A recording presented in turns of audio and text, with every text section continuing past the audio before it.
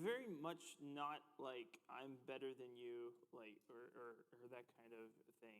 It was like rejoiced, and like he didn't mind putting himself out there to go try to save, and at personal risk to try to save this one sheep.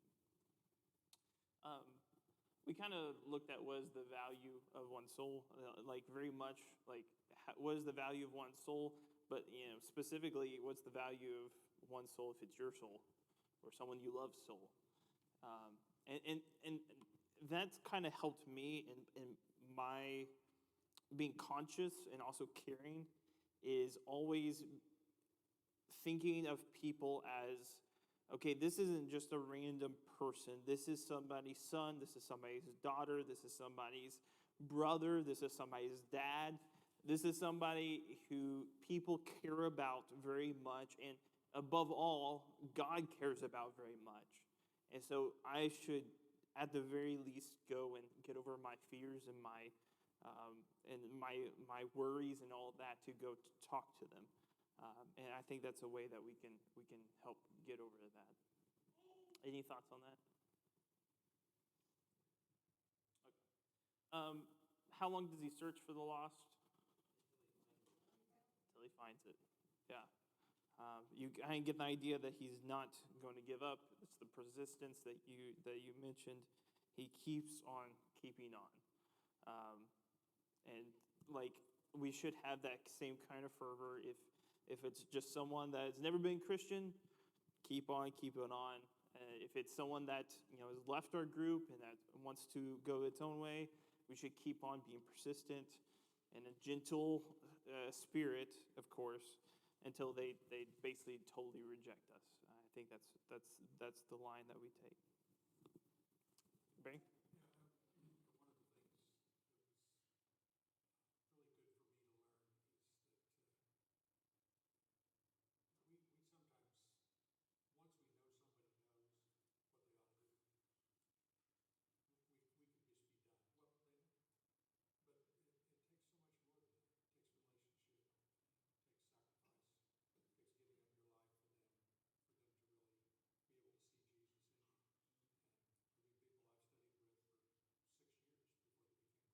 Yep. Yeah. Yeah, I do.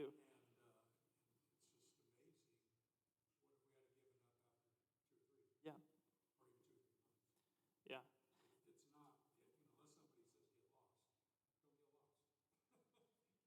And this is what I've kind of realized is not all objections are knowledge based.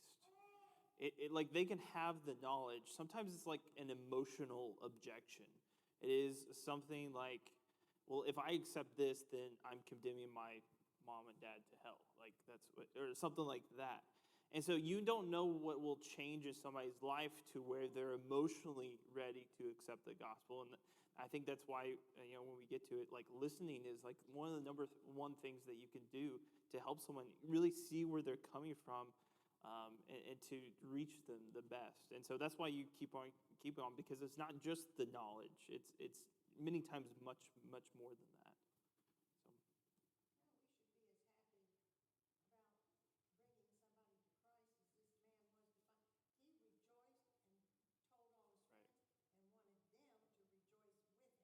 Right. Yeah, very much so. I kind of like, so you see like the joy that comes out when one the sheep is brought back, and it says that there's more joy in heaven over one sinner that repeats. So the image that you get from the guy who brought the sheep back and everyone rejoicing, it's even more in heaven when one sinner repents. And I kind of wonder, like, this doesn't compute with what I've seen. Like, one sinner repents, and we all like, good job, and then we go eat lunch, and then like, there's like a disconnect there from what I see here, and like when I've seen this actually play out, like there should be a joy, like we need to throw a party, like we need. I'm just so happy, like we don't know what to do. We just want to sing, for an hour afterwards, and you kind of have that disconnect from when I see a sinner come back, and when this kind of image that we have here.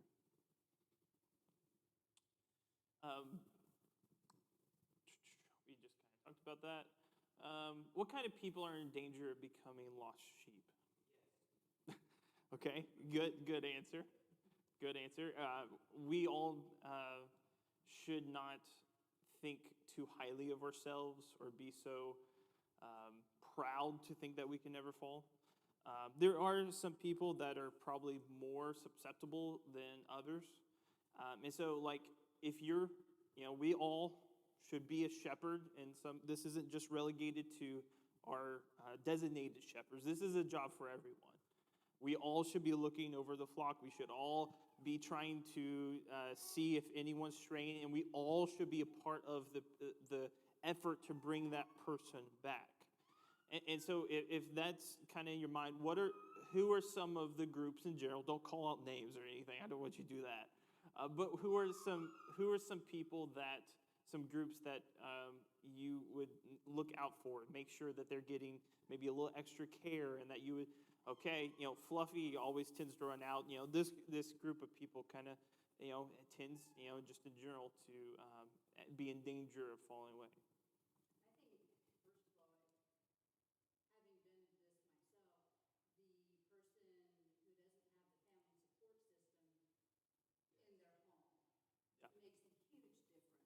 Yeah. Yeah. Very much so. So I would say the people who don't have a support system, and especially the people who don't have support in their direct home, especially because that is very lonely at times.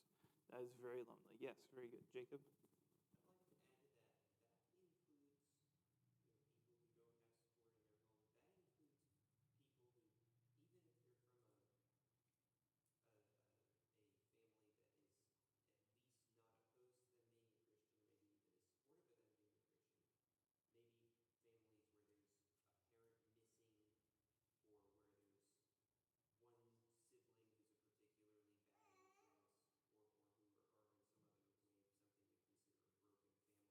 Right.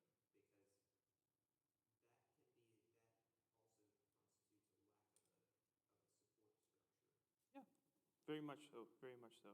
What else, Brian? One that we can observe is often attendance or lack of attendance. Yeah. So that might be a sign. And then one that's harder to observe is their personal spiritual life, studying, praying, things Yeah. like that. Yeah. That's a little bit harder, but definitely if you pick up on those signs, they should be someone just in the back of your mind, a little bit more care, just like you would in any other kind of situation. One that's more observable, like you said, is sporadic attendance. They don't show up all the time. The people that are just Sunday morning only, kind of, just because they're not getting the support, the other times of the week. So yeah, those are very good. What else? Any others? Newer Christians, yeah. They've just started their walk. They may be coming out of their old friend groups and family and whatnot, and it seems like the devil just like picks on them also when they first become Christians. So yeah, very good. Jacob?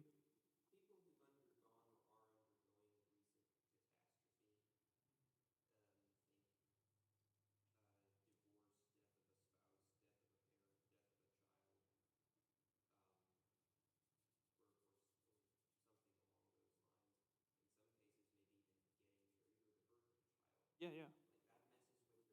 It does. Yeah. All those times when you have a major life event, they're going through something hard, they should be someone, again, we should be checking on each other, knowing when those things happen, so there can be extra care. So good. And I would add that those who are not as connected, so somebody could show up to all our meetings, but they're the first one's out the door, the last one's in. They don't have a connection with people. They're not getting together with people, and so yeah, they can be people that we need to especially pay attention for.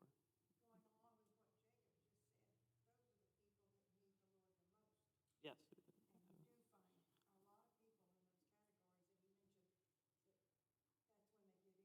Yes. Yeah. Yeah. Yep, and that's where they need us the most too. Like they need us to support them, to have them over, to be a source of encouragement in our life. Good.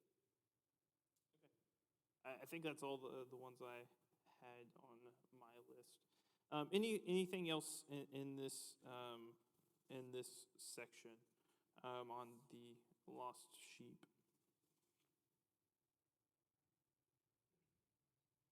Okay, let's move on to the lost coin, starting in verse 8. Or what woman having 10 silver coins, if she loses one coin, does not light a lamp and sweep the whole house and seek diligently until she finds it? And when she has found it, she calls together her friends and neighbors, saying, "Rejoice with me, for I have found the coin that was lost."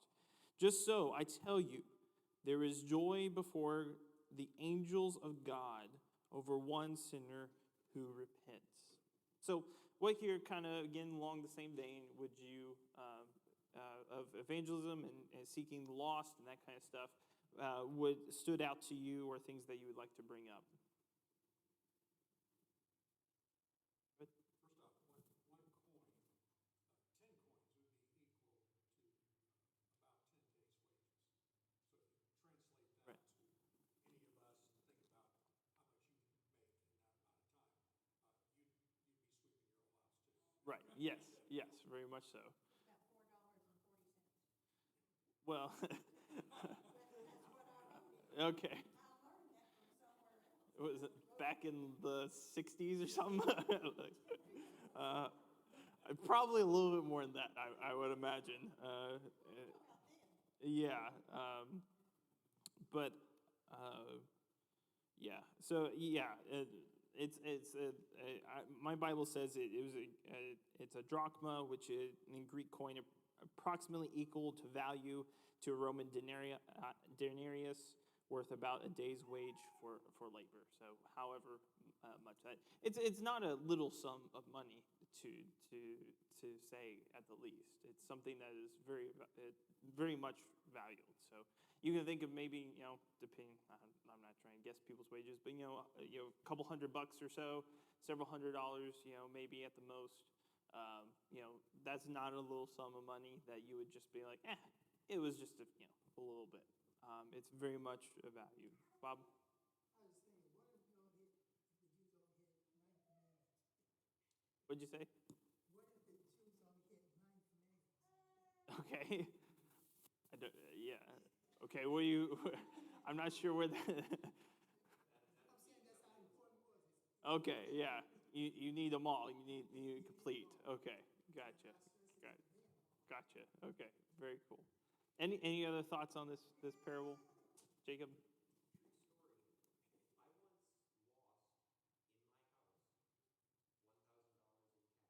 Yeah.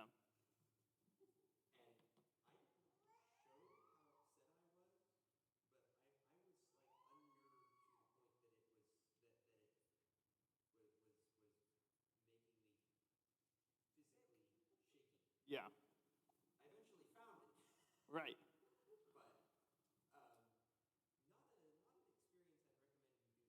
Right. Yeah. And how much did you turn over the house to find it? To try to.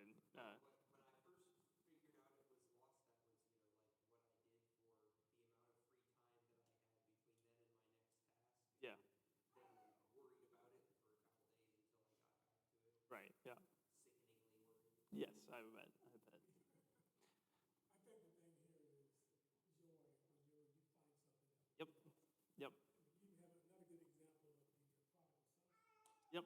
Which we'll get to in a second. Yep. Yep. Very good. What are some similarities with the lost sheep? Joy is one of them. Rejoicing. What are some others? Diligence of the seeker. Anything else? Caring enough to go find it. Yeah. Goes right back to care. Yeah. You kind of sense some of the themes that Jesus is trying to hit, the similar ones that are throughout all three of these. Okay, look, there's value in seeking. There should be diligence. It should not be like a one thing or, well, they know where, the Pharisees probably like, oh, okay, if they want God, we're in the temple. We're here. No, it's going to them, going to seeking, being diligent, and caring a whole lot, putting your time and effort, instead of just saying, okay, they're lost, whatever. And then there's a joy. There's just this overwhelming joy when this lost coin or this lost sheep is found. So you can kind of sense some of those similar themes.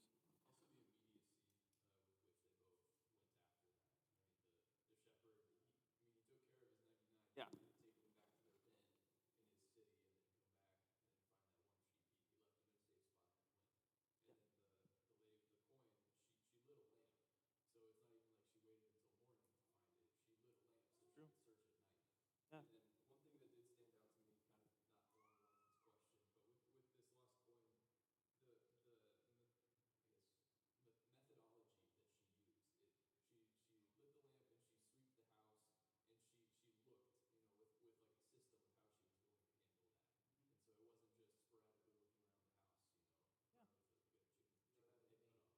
Yeah. Yeah. Yeah, very, very good points. It was deliberate and it was immediate. I think both of those were really, really good points. I hadn't picked up on both of those, especially the lamp. I hadn't picked that up either. But it wasn't like, okay, I'll wait until the morning or wait until next week or when I have some time. It's like I need to do this now because, again, it's valuable. It's worth it. And many times in speaking with, like, talking about our opportunities with the lost or someone that's fallen away, if you don't take those opportunities while you have it, very often those will disappear. And so you need to take the times that you have at the moment.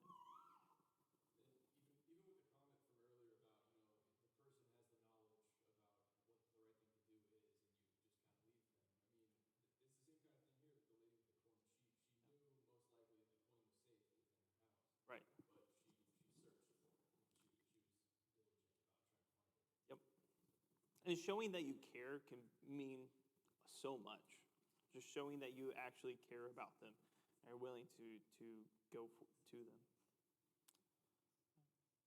Okay, I already talked about that.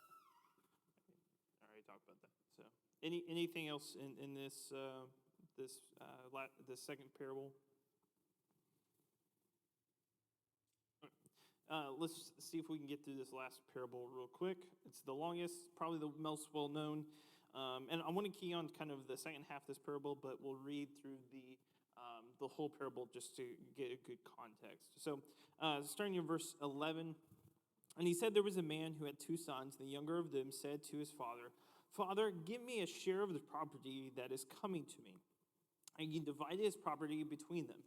Not many days later, the younger son gathered all that he had and took the journey into a far country, and there he squandered his property in reckless living.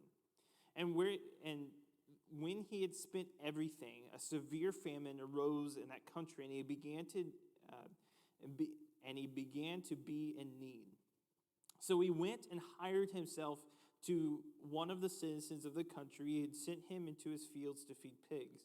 And he was longing to be fed with the pods that the pigs ate, and no one gave him anything. But when he came to himself, he said, "How many of my father's hired servants have more than enough bread, but I perish with hunger? I will arise and go to my father, and I will say to him, 'Father, I have sinned against heaven and before you. I am no longer to be called your son. Treat me as one of your hired servants.' And he arose and came to his father, and while he was still a long way off, his father saw him and felt compassion and ran and embraced him and kissed him. And the son said to him, 'Father, I've sinned against heaven and before you. I'm no longer worthy to be called your son.' But the father said to his servants, 'Bring quickly the best robe and put it on him, and put a ring on his hand, his shoes on his feet. Bring the fatted calf and kill it, and let us eat and celebrate, for this is my son who was dead and is alive again. He was lost and he is found.' They began to celebrate. Now his older son was in the field, and he came to it and drew near to the house, and he heard the music and the dancing. And he called to one of the servants and asked him what these things meant. And he said to him, your brother has come, and your father has killed the fattened calf because he had received him back safe and sound.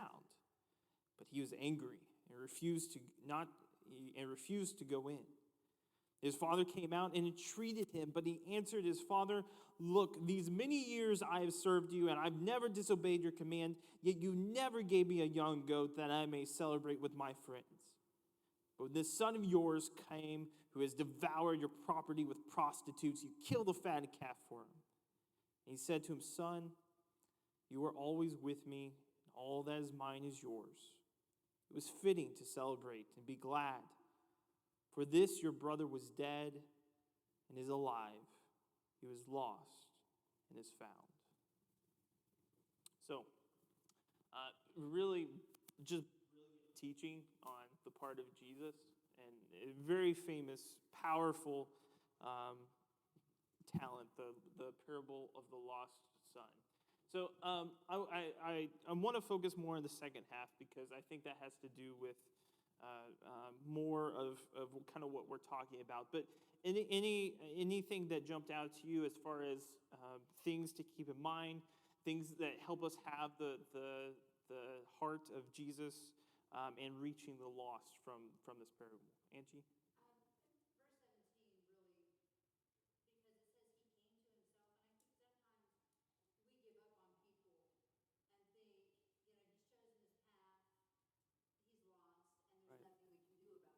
Yeah.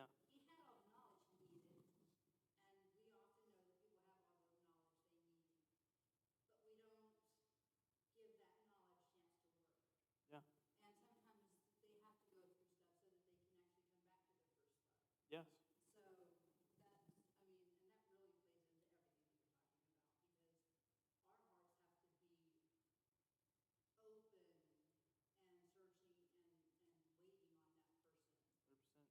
And a lot of what, so I think this also kind of goes with what we talked about on Sunday, where and we kind of talked about in Titus and First Peter, where you give multiple examples of, even though there's corruption and there's things, a bunch of stuff going on, you just do good. You just do good. You just do good. You're nice.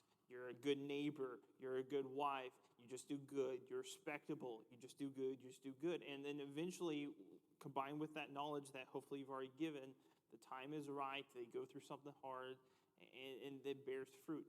I've told the story, I think, once, but I think it bears repeating. One of my mentors, Rick Lanning, up in Minnesota, he had a neighbor who he flat out rejected the gospel. He did not want to hear anything of it. He didn't want the Christian thing at all. But Rick was just, he's the nicest man you've ever met. He was just a good neighbor. He just did good. He loved on him, everything. And one day his wife was diagnosed with cancer, and he came up to Rick and was like, I want to hear about God. I want to hear about Jesus and him. And he converted him. It was like something like 10 or 15 years later. It was a long time, and he's faithful to this day. And you just have that consistent do good, do good, do good, be there, and be a light. Deirdre, did you have some?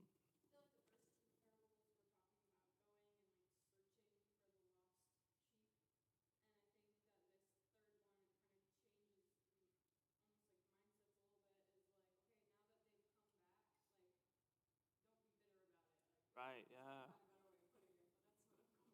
Yeah.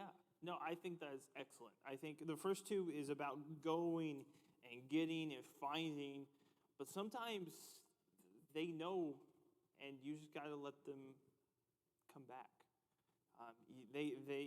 And I think that the key thing that you hit on is, how do we receive back when they've been gone and they come back?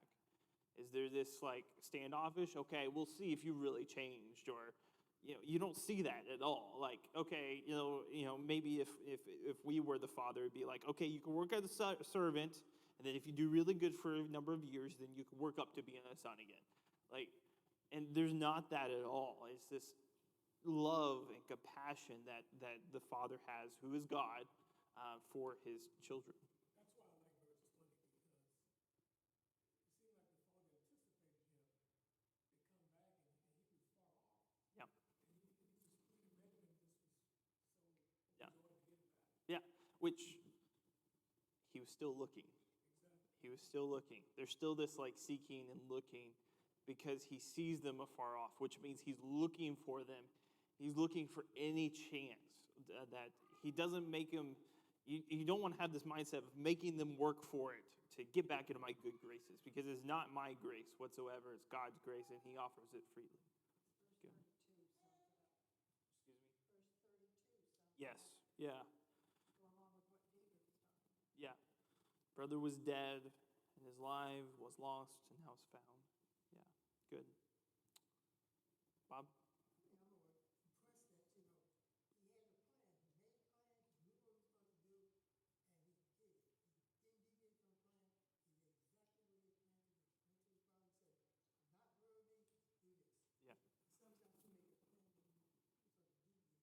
Well, yeah, but the father doesn't even let him go through with it or even get out what he says. He just has this love and this just compassion for him.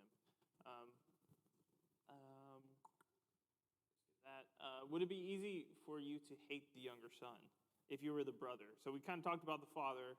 Would it be easy for you to hate the... so if this was your brother that said... Basically, the younger brother said, I wish you were dead. Father, you're better to me dead than alive. That's basically what he's saying. And he says, would it be easy if you're the older brother in this scenario to hate the younger brother, or at least not like him a lot? I think it would be very, very easy in some respects. If my brother did something like that, it would be very easy for me not to like him. And who is the younger brother? Who, in this parable, who does the younger brother correspond to? The sinners and the tax collectors. Were they very much liked by Jewish culture? No. How were they viewed by the Jews in general? How were they viewed by the Jews in general? Despised, traitors, thieves. They were they were viewed as the powerful people who used their power to as far as tax collector goes, the powerful to use their position to steal from those who are poor. They're crooks. The sinners. These are the lowest that you would look to as heathens, and is the lowest of the morality that you view whoever that group of person is for you. I know a lot of Christians, that sinner, that lowest group of sinners is part of the LGBTQ community. A lot of people say that that's just horrible. That's how these people viewed these sinners. And yet, how does God feel about them? How does Jesus feel about them? He loves them and gives them an opportunity to come back. Do you see a difference between the father's and the son's attitude towards the younger son? What was the difference? What did the father do? Loving. Yeah. What was the word to describe? What was the word that? What? Compassionate. Compassionate. He was compassionate. It's this emotion of caring that generates action. And that's what the father was. Versus, what was the brother? Older brother. Jealous, angry, bitter, arrogant. How was he arrogant? Yeah. I've never disobeyed. Yeah. Yeah. Right. Yeah. Yep. Yes.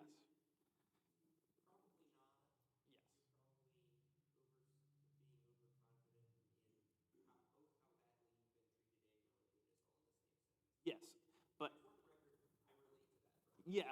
So yeah, and that's where we need to really self-examine ourselves, because How much have we said, oh, we're good, we're perfect, we look at ourselves as good. I've never, committed murder. I've never committed adultery. I go to church 3 times a week, and we look down on those people that we view as less than us. Instead of saying that we're sinners, just like they're sinners, and we'd be in the same place if it wasn't for the grace of God. And the very least that we can do is offer them the same grace that we've been given. And so I think a lot of this is how you view yourself. Because how you view yourself affects so much of how you view other people.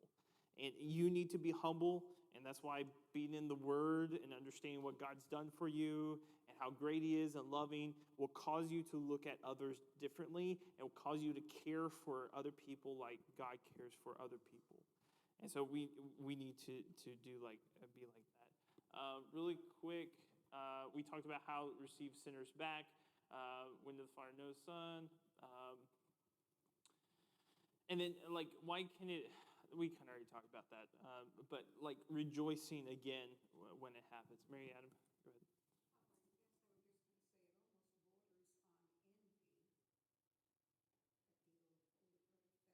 Right.